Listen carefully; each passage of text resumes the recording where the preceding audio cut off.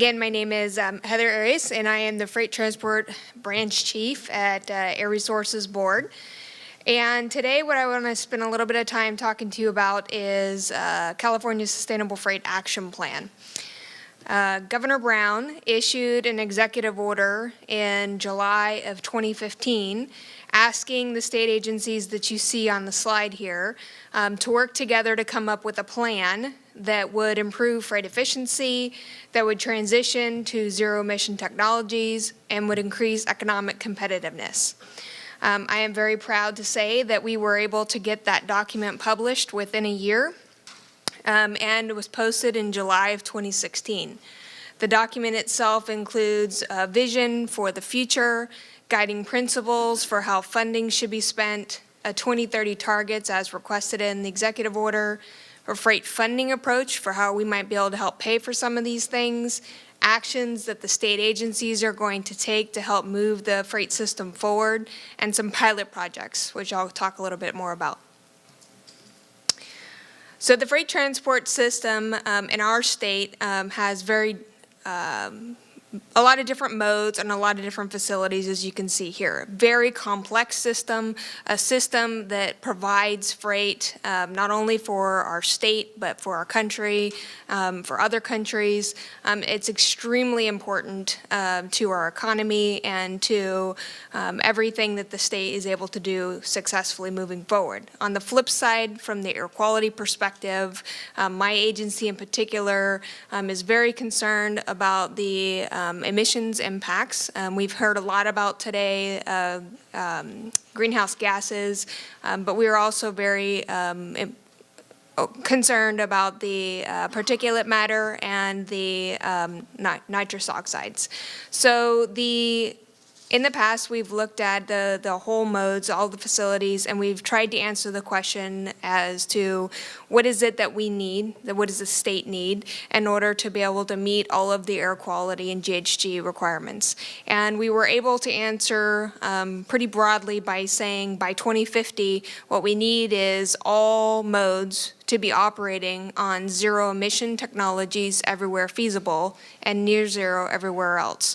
So zero-emission meaning electric and fuel cell across the board. Certainly that's not going to be the case when you're looking at things like ocean-going vessels. So there's going to be some work that we're going to have to do with our international partners to be able to even clean up those engines. But they will most likely continue to operate on the traditional combustion systems that they do now. As I mentioned, that the freight transport system is hugely important to our state's economy. A third of our jobs and the economy itself depends upon the freight transport system. Keeping that in mind, we were able to work with all of the different agencies to try and articulate what we think the freight system needs to be in the future.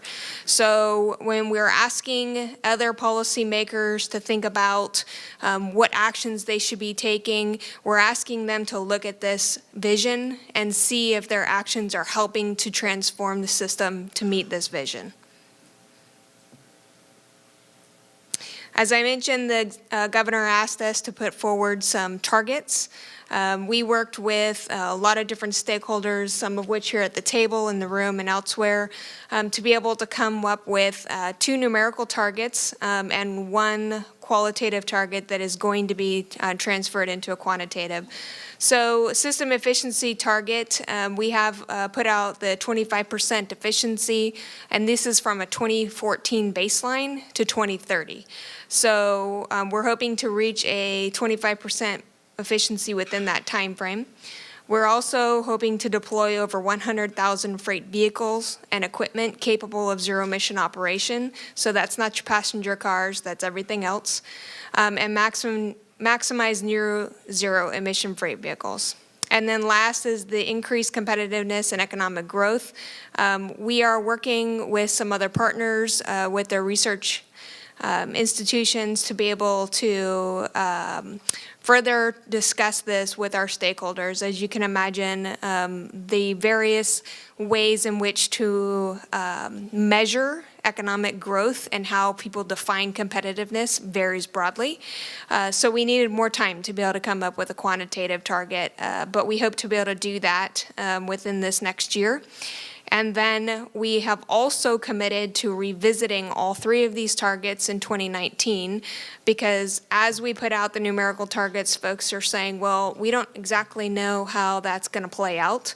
And we don't know whether we think those are the right numbers or whether you guys have the right metrics for measuring those. So we've committed to coming back in 2019 and taking another look at it, sharing the data that we have to show how we've made progress and potentially change the numbers if we need to. How are we going to pay for all of this? Some of you may be very familiar with TCIF. We also have the partnering program with that, which was the Goods Movement Emission Reduction Program. Those two programs were very successful in our state in being able to help provide for infrastructure funds as well as cleaner vehicles and equipment in the state to help move the freight.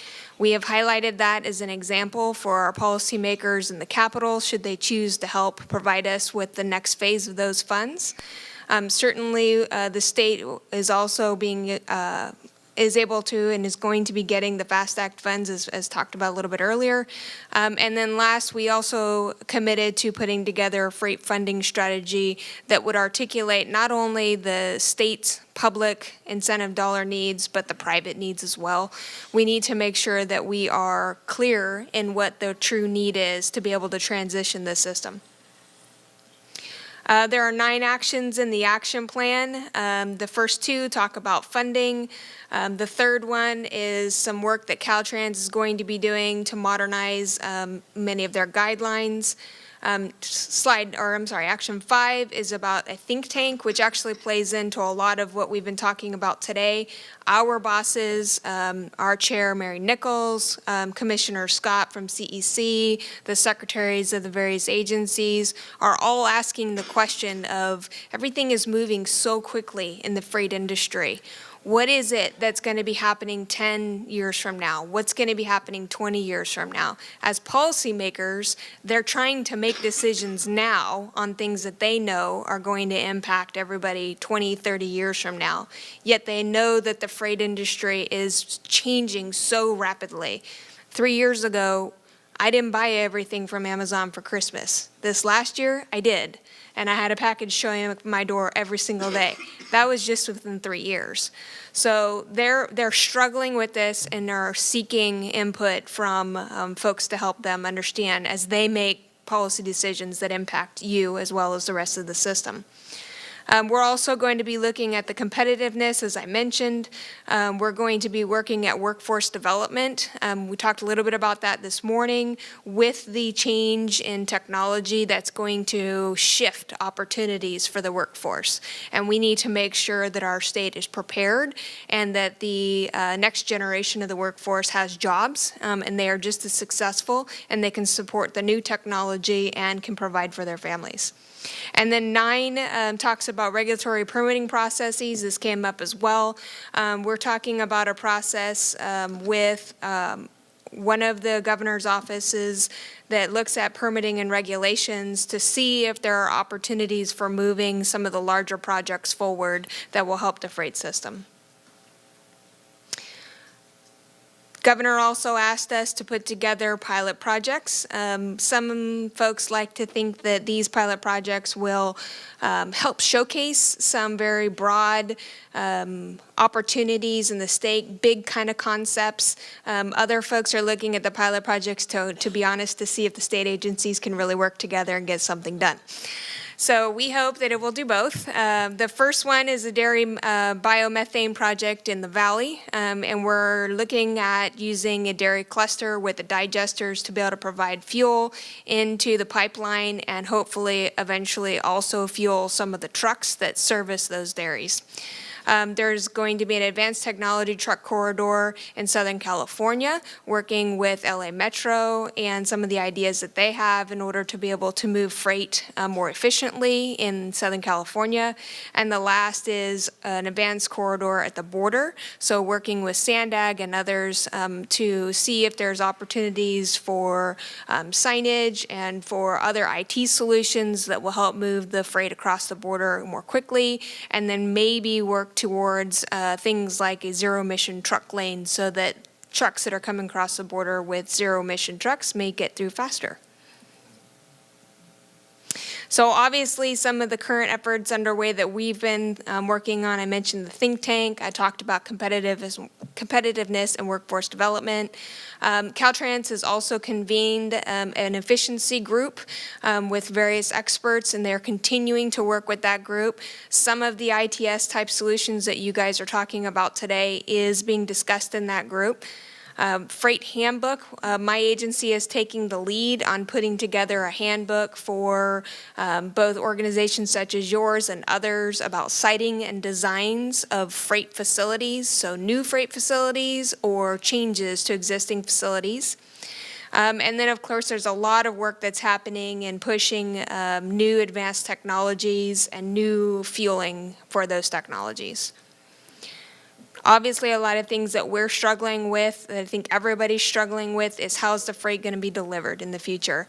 We talked a little bit about autonomous vehicles today. You just saw the video on platooning. Data sharing, big data sharing, that's a huge issue. With all of these various technologies coming on board, that means there's a whole lot of data for us. And how are we all going to take that data and use it in a very responsible and productive way with our partners? Geofencing, you also saw that in one of the presentations. That's being applied across all the different modes. Drones, how are drones going to be used? I saw an article earlier today where UPS is actually testing drone delivery in Florida. So it's happening here in the US. And then Amazon is testing it over in Europe. And then, of course, there's also the conversations about 3D printing. Are we just going to be able to print what you want in your living room? So those answers, and then who knows what else is happening. I'm sure, and I've seen the presentation on this, so I won't spoil that.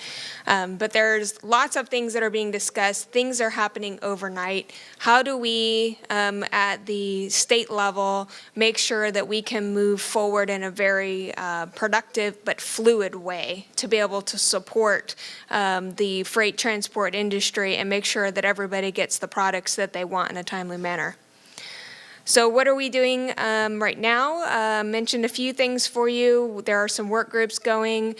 We will be having workshops probably in the May timeframe throughout the state, and we are required to post work plans for the 3 pilot projects. So if you're interested in any one of those, we will have work plans posted at the website you see here in July. We are required to provide a progress report on the action plan next summer, July of 2018. And then, as I mentioned earlier, we're going to be revisiting the targets in July of 2019. And I think that's it.